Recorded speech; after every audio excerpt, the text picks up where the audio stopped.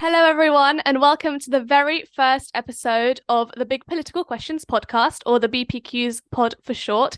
My name is Natalia Brusnal, and I'm here with my co-host, Charlie Gell. Hello, everyone.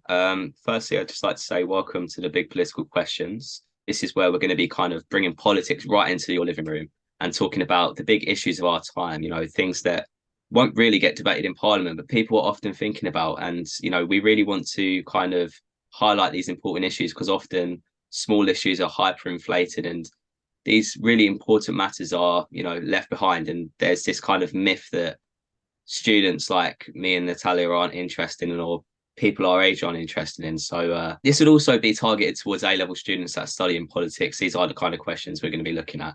Just kind of to add on to that, I think students that are in year 12 or year 13 that are revising for their exams, this is really helpful for you. And if you're not actually sure if you want to do politics, let's say you're in year 11 or year 10 and you're thinking about picking it, this is definitely something for you to kind of get a feel about what the specification is asking and maybe what the whole course is about. So we're going to start with kind of like a icebreaker, and we're going to look at the two different types of democracy. I mean, for me, I never knew there was two types of democracy. I've only ever known democracy. We look at democracy as a system where us, the people, well, not us yet, we're not 18 yet, but us, the people, voting are officials, right? And they are supposed to represent our views and do as we ask them to do.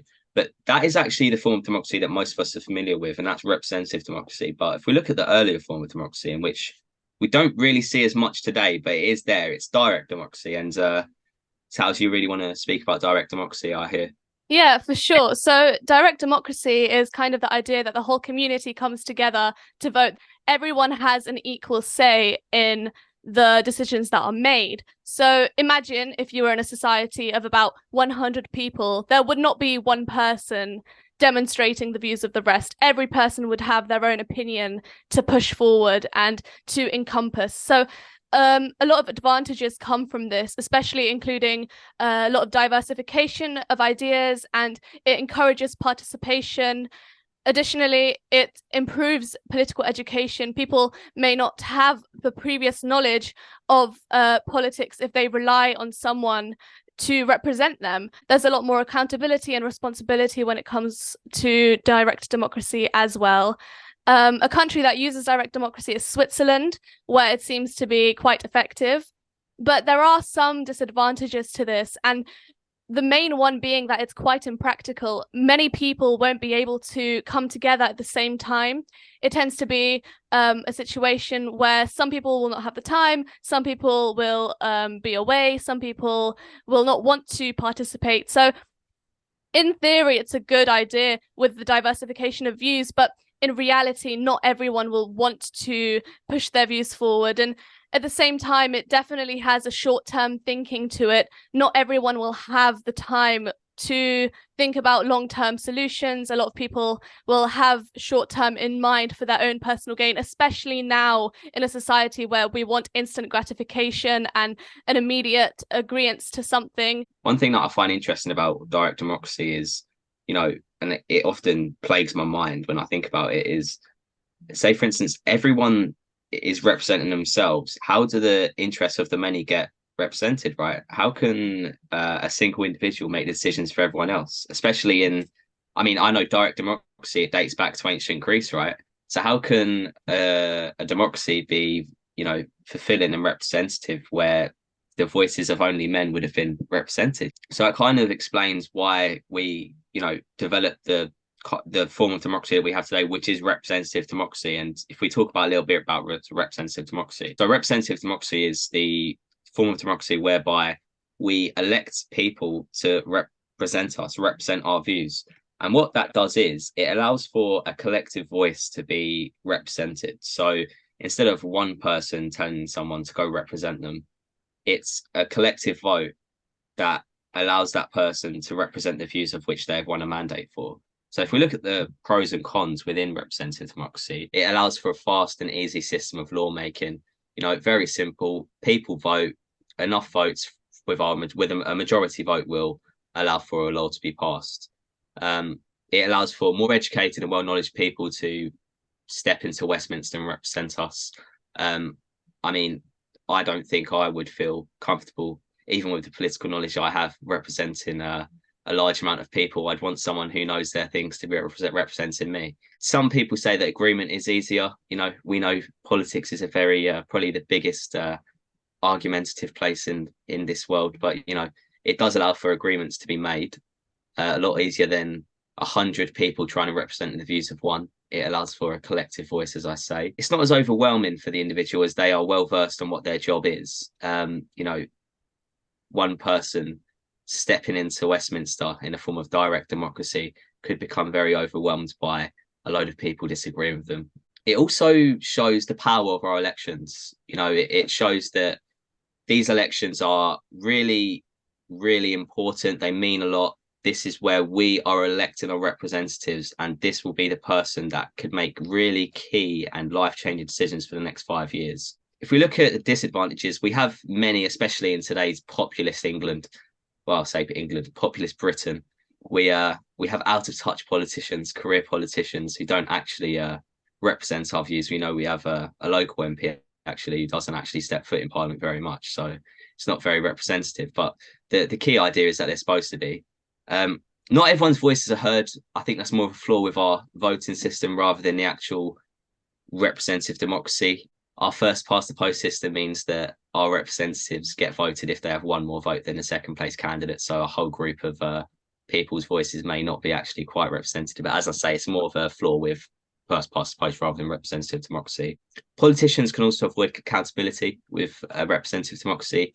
They have a mandate to successfully represent our views, but they don't always. But with representative democracy, they can very easily go through the cloak and hide away. Again, our representative is very much like that. So people, human beings are very easily led. Politicians know this, and they can allow for people who are very uneducated on issues to be making the key policy decisions by voting them in and becoming our representative, which can be endangering, and it can really danger democracy. And also some people don't vote. So key decisions where people aren't voting, an example would be the Welsh devolution election. I mean, less than 50% of people voted. That is a key decision to give Wales more power, and people didn't vote. How is that a representative democracy? How is that representative? Another flaw within it. And also another constitutional problem with our representative democracy is only the Commons is elected. So yes, 50% of our elected officials are really successfully engaging in representative democracy, but there is a flaw with the House of Lords, but that's a whole nother big political question. What do you think about representative democracy, Natalia? Yeah, so I mean, with my opinion personally, I think it's significantly more effective than direct democracy. There is a reason that so many countries use representative democracy over direct democracy. It just works better. And there is the truth that people are losing that faith within politics, especially within elections and leadership, but there is also that effect of people not wanting to have that full responsibility themselves. We don't want to end up arguing with one another over small issues or massive issues like big political questions. We don't want to have to make conflict with one another. We use representative democracy to ensure that there is a society in which we can have some sort of order. What's your opinion, Charlie? Well, on representative democracy compared to direct? Mm-hmm. Well, I think, yeah, definitely representative democracy is the only pragmatic one. I couldn't see me and you and our parents and everyone else, directly making the decisions. I think it'd be very anarchist. It'd be massive anarchy. And I think leading on to today's big political question, the answer would be yes. But in terms of representative democracy, it is definitely the only system I can see this country ever surviving in.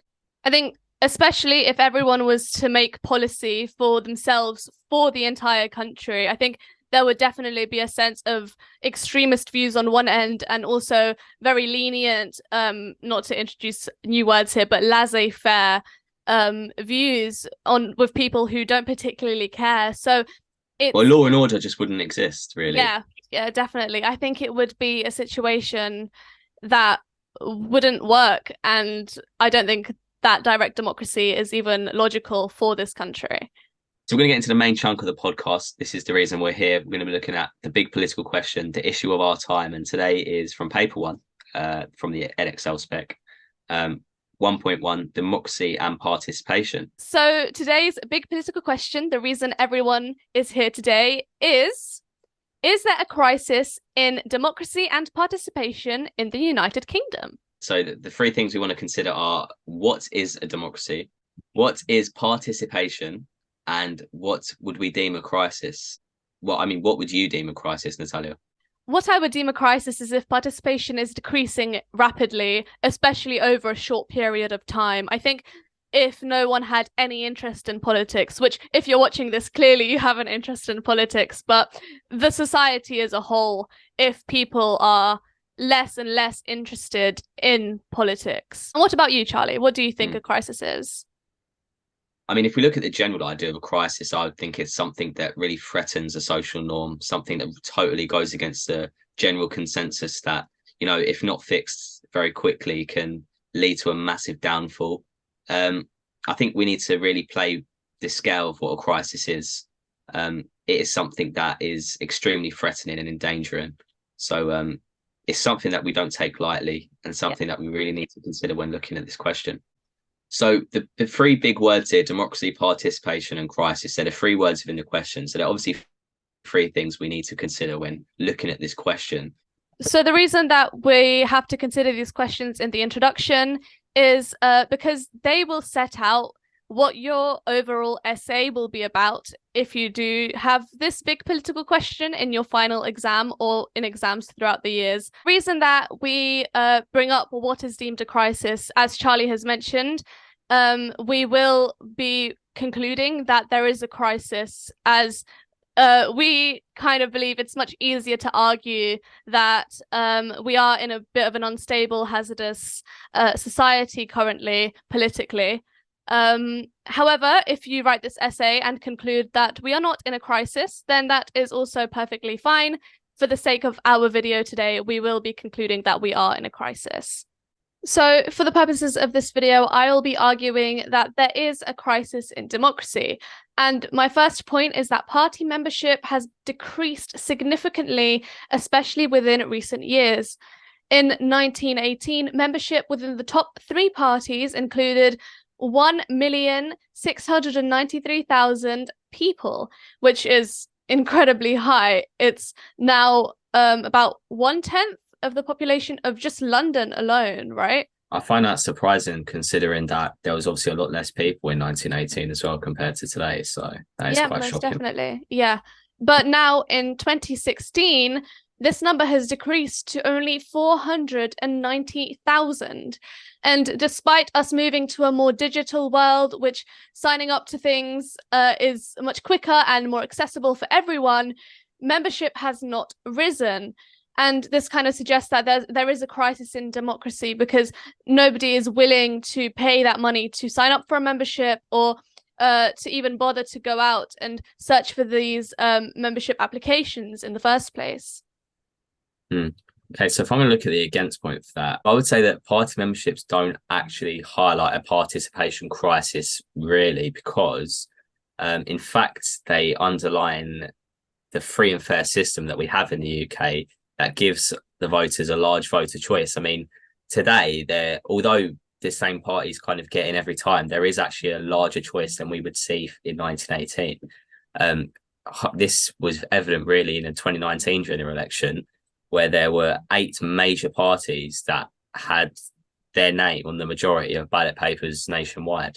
This would show how a large amount of voter choice would encourage a voter participation, as it allows for, different views and perspectives to be catered for within that voter choice. So where this encourages voter participation, it in fact highlights why there may not be a crisis, I think just kind of to agree with that, the party choice is definitely a good point because people are more likely to vote for what they believe in if that party that represents those beliefs is available.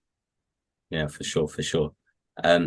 Again, I think with that large amount of voter choice, it kind of shows this scale of why there, even though people may not be voting, it shows why there are opportunities to, rather than there being no opportunities to, which would obviously lead to a crisis. But that is not the case within the UK. What would you say are other points for why there may be, well, it could be argued why there would be a crisis in our democracy and participation? Yeah, another point as to why people might argue that there is a crisis in participation is that referendums don't increase overall voter turnout and participation. So referendums are nationwide yes or no answer questions, which kind of links to what we were talking about before within direct versus representative democracy. Referendums are a type of direct democracy. So those kind of votes don't actually affect overall voting of a nation when you see it from an outside perspective. So the EU referendum in 2016, it had a voter turnout of 72%, which is it's considered quite high. But mayoral votes still receive significantly less. For example, in 2014, when Sadiq Khan won with only a 42% voter turnout, that's not just 42% voting for Sadiq Khan himself, it's 42% of people within the nation actually voting at all for a mayor. That is very low, actually, quite concerning. And just kind of to add on another reason, it's during general elections, even turnouts aren't that big. Even after 2016. So in 2019, the voter turnout for the general election, in which Boris Johnson won, the turnout was 67.3%. If we look at those percentages, the 72% of the EU referendum versus the 67.3% of the general election, there is still a percentile difference. And that kind of suggests that less people are interested if they can't just vote yes or no.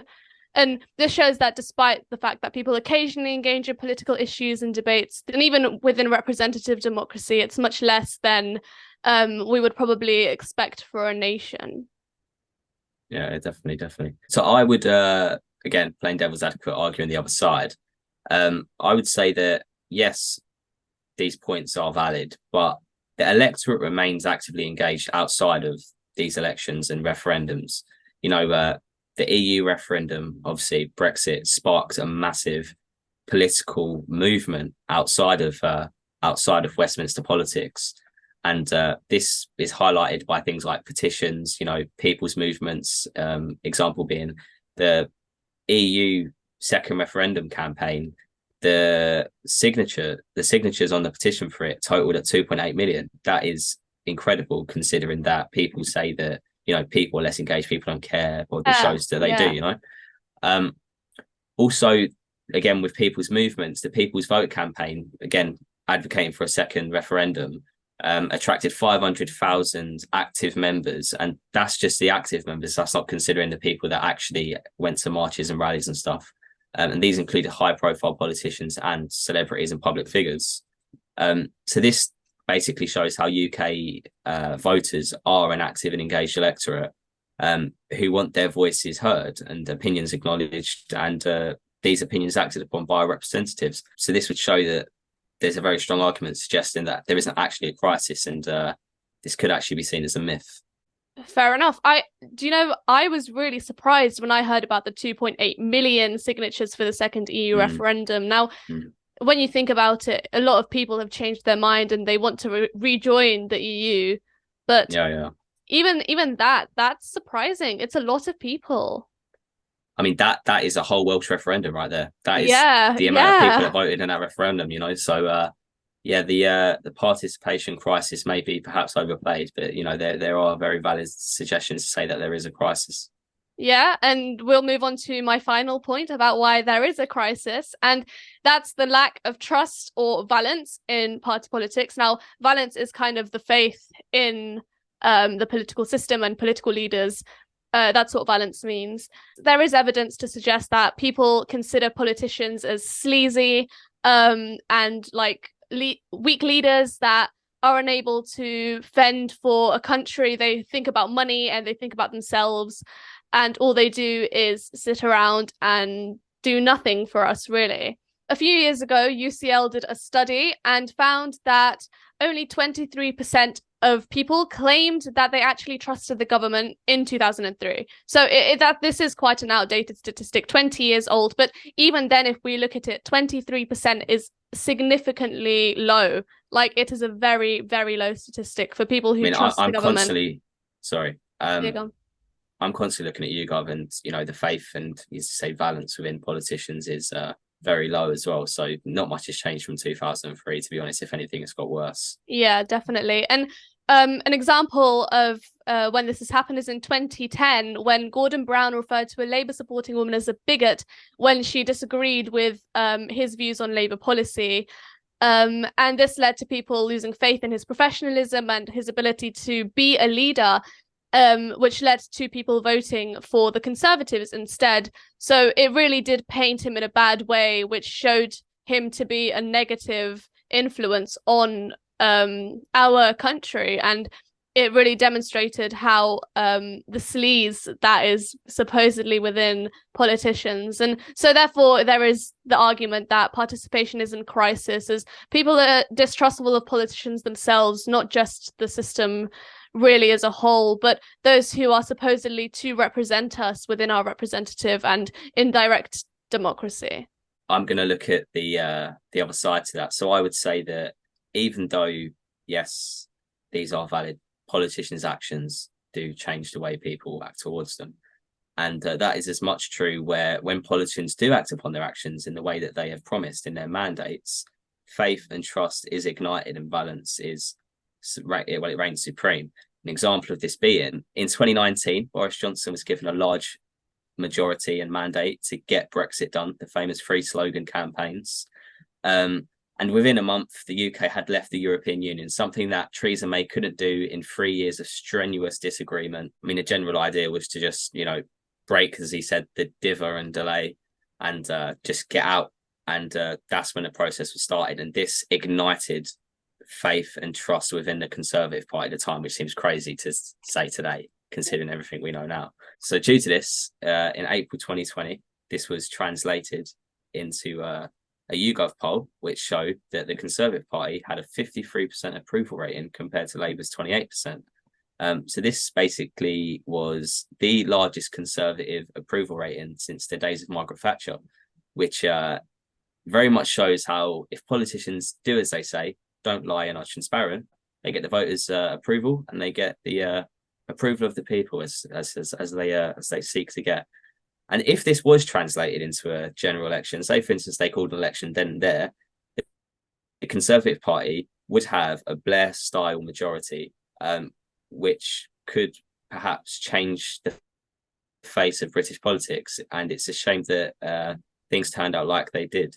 But back to the big political question, this would therefore show how the actions of our politicians increase voter valence and can lead to a higher engagement and participation, which basically shows how our democracy may not be in crisis. The good thing about hindsight is we can challenge that point and say, well, the actions of politicians have massively impacted on voter valence, as only 1 to 2 years later after this, the actions of the Conservative Party have now led to them only having a 22% approval rating, which brings us back to Tows's perspective of 2003. And this would lead to a participation crisis, as why vote for the worst party and when the other one's just as bad? So, that's what we do in our country. We don't vote for who we like the most. We just vote for who we dislike the least, which is very sad. But again, that's more of a problem with our voting system rather than our forms of democracy. Yeah, I think Charlie's moved us onto the conclusion really nicely and cleanly there, where we've kind of concluded that, yes, there is currently a crisis, as mentioned before. And Charlie already mentioned changing the voting system. So within the UK, we have a first past the post system where you can win without getting a majority, as long as you are at least one vote above the losing party. I think, yeah, definitely that is a point. And we will discuss different types of voting systems and which one has advantages and disadvantages in the future. But yeah, we've definitely decided that reform is needed to ensure that a crisis does not continue. If I was to stand as an elected official and I could change all these things, I would definitely be changing the voting system. We need to have a more representative parliament that can, actively and strongly make these policy changes that represent more people. A very divisive and things that I myself have been skeptical about would be lowering the voting age. I very much think that it's a myth that young people aren't engaged in politics. Obviously we surround ourselves with people that are engaged in politics, but we've got very, strong young figures in our world that are making leaps and bounds in politics. So lowering the voting age could be a way where we could perhaps fix this crisis and increase our participation. Another things we could do would perhaps maybe make the voting election day a bank holiday instead of a Thursday.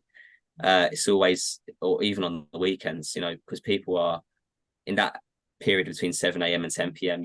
People work, people have shifts, people may not have the time to go and vote. It could get maybe a couple 100,000 more votes. And, we've seen before, these are the kind of votes that completely change elections, especially when a parliament's hung. So, these are things that we could do to increase voter participation and send this crisis right back to where it came from. Yeah, and obviously this is just part of our conclusion. The points that you would make in an essay would be much shorter, but I think it's good that we're discussing this, ensuring that there is a more conclusive and more clear outcome. And I think there is definitely the notion that changes do need to be made, maybe not radical ones, but ones that will affect the way the country progresses. And you might not agree with our opinions on this. I know me and Charlie are quite divided on lowering voting age, but I think in retrospect, it will create a lot of difference in terms of crisis management. A lot of younger people may actually become involved. I know our generation specifically, we've met a lot of people who are more involved in politics, and that gives me faith in the fact that there will be a chance for our generation. All right, thank you very much, everyone, for watching this podcast anyway. We'd love to hear your feedback. Feedback is what can only make us better. Also would like some suggestions for your big political questions. We'd like to see your hot takes on matters that we're talking about or any other matters you want to talk about. We see you in the next one, and we look forward to debating the next big political question of our time. Yeah, and with your political questions, especially if they follow the specification, we are much more likely to pick them. So pick wisely, and just make sure you like and subscribe if you want more videos like this one to help you discuss these big political questions, not just with your friends, but also within examinations that might be coming. All right, guys, thank you very much, and we'll see you in the next one. Thank you. Bye-bye. Bye.